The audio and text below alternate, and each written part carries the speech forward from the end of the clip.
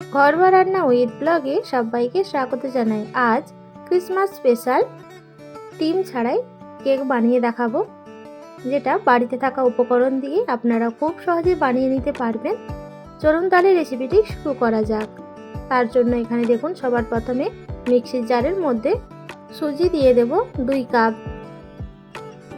এখানে সুজি ব্লেন্ড করে নিলে খুবই সুবিধে হয়। চায়ের কাপ বা বাটি মেপে এখানে সুজি ব্যবহার করবেন। এখানে আমি চায়ের কাপে 2 কাপ সুজি দিয়ে ব্লেন্ড করে নিয়েছি। একটা পাত্রের মধ্যে সুজি ঢেলে দেব। যেই কাপ মেপে সুজি নিয়েছি ওই কাপ মেপে এখানে 1 কাপ চিনি গুঁড়ো দিয়ে দিলাম আর সামান্য লবণ দিয়ে দিলাম। দিয়ে শুকনো উপকরণ ভালো করে মিশিয়ে নিতে হবে। চিনির পরিমাণ এখানে আপনারা বাড়িয়ে বা কমিয়ে নিতে পারেন। শুকনো উপকরণগুলো মিশিয়ে নেওয়ার পর এর মধ্যে 1 কাপ দুধ দিয়ে দিলাম। আর দুধটা আগে থেকে গরম করে নিয়ে ঠান্ডা করে নিয়েছি। আর তার সাথে দিয়ে দিলাম 1/2 কাপ সাদা তেল। সাদা তেলের পরিবর্তে আপনারা এখানে বাটার ব্যবহার করতে পারেন। দিয়ে দেওয়ার পর আবারও ভালো করে মিশিয়ে নেব। এখানে দেখুন, সুজি খুব সুন্দরভাবে মিশিয়ে নেওয়া হয়ে গেলে এর মধ্যে ময়দা দিয়ে দেব। তার জন্য এখানে ছাঁকনি ব্যবহার করছি।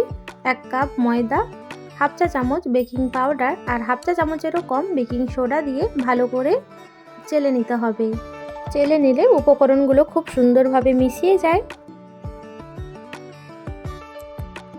চেলে নেওয়ার পর এগুলো এবার ভালো করে মিশিয়ে নিতে হবে সুজির সঙ্গে।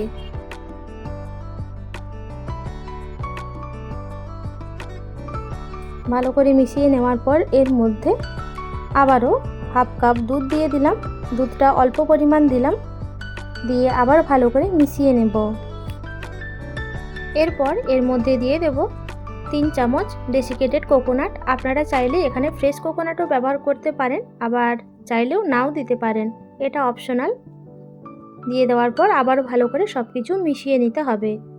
দিয়ে 2 চামচ মতো আবারও দুধ দিয়ে দিলাম। আবারও ভালো করে সব কিছু মিশিয়ে নিতে হবে। ভালো করে মিশিয়ে নেওয়া হয়ে গেলে এখানে দেখুন, এই সুজির থিকনেসটা হবে এই রকম। দিয়ে আবারও ভালো করে চামচের সাহায্যে মিশিয়ে নেব। ভালো করে মিশিয়ে নেওয়ার পর এখানে দেখুন, ময়দার মধ্যে টুটি ফ্রুটি এইভাবে মিশিয়ে নিয়েছি, সেটাই এখানে দিয়ে দিচ্ছি। দিয়ে দেওয়ার পর আবারও ভালো করে সুজির সঙ্গে মিশিয়ে নিতে হবে। মিশিয়ে নেওয়ার পর এটাকে সাইডে রেখে দেবো। আর অপর দিকে দেখুন, কেক টিন সাদা তেল আর কাগজ দিয়ে রেডি করে নিয়েছি। দিয়ে এই কেক টিনের মধ্যে সুজির মিশ্রণটা দিয়ে দেব। আর আপনারা চাইলে বাড়িতে থাকা পাত্রের মধ্যেও করে নিতে পারেন। সুজির মিশ্রণ দিয়ে দেওয়ার পর আলতো হাতে এটাকে ট্যাপ করে নেব। দিয়ে এর ওপরে টুটি ফ্রুটি দিয়ে দেব। এখানে আপনারা টুটি ফ্রুটির পরিবর্তে ড্রাই ফ্রুটস ব্যবহার করতে পারেন। টুটি ফ্রুটিগুলো দিয়ে দেওয়ার পর এটা এবার বেক করে নেব। তার জন্য এখানে দেখুন, আগে থেকেই একটা ফ্রাই প্যানের মধ্যে লবণ আর স্ট্যান্ড দিয়ে 5 মিনিট গরম করে নিয়েছি। দিয়ে এর মধ্যে কেক টিনটা বসিয়ে দেব। বসিয়ে দেওয়ার পর এটার ঢাকা দিয়ে রাখবো 40 থেকে 50 মিনিটের মতো, একদম লো ফ্লেমে। আর ঢাকনার মধ্যে যে ছিদ্র রয়েছে লবঙ্গ দিয়ে এটা বন্ধ করে দেব। 40 থেকে 50 মিনিট পর ঢাকনা সরিয়ে দিচ্ছি। দিয়ে কেকটা এবার চেক করে নেব এটা হয়ে গেছে কিনা একটা টুথপিকের সাহায্যে। আমার এই রেসিপি আপনাদের ভালো লাগলে অবশ্যই একটা লাইক দিয়ে কমেন্টে জানাবেন। এখানে দেখুন, টুথপিক একদম পরিষ্কার দেখাচ্ছে, তার মানে কেক আমাদের রেডি। এটা এবার ভালো মতো ঠান্ডা করে নেব। কতটা সুন্দর লাগছে আপনারা দেখে বুঝতেই পারছেন।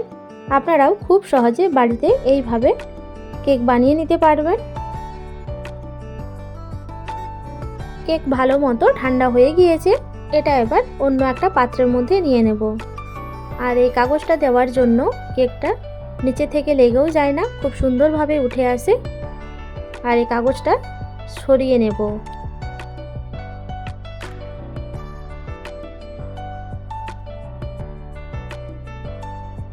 কতটা সুন্দর হয়েছে দেখুন কেকটা, কেউ বলতেই পারবে না যে এটা বাড়িতে বানানো হয়েছে।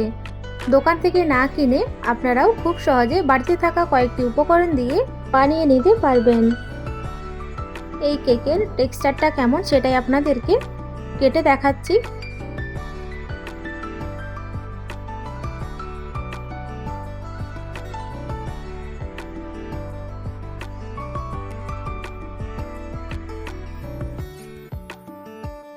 এই কেকের টেক্সচারটা দেখুন কতটা স্পঞ্জি হয়েছে।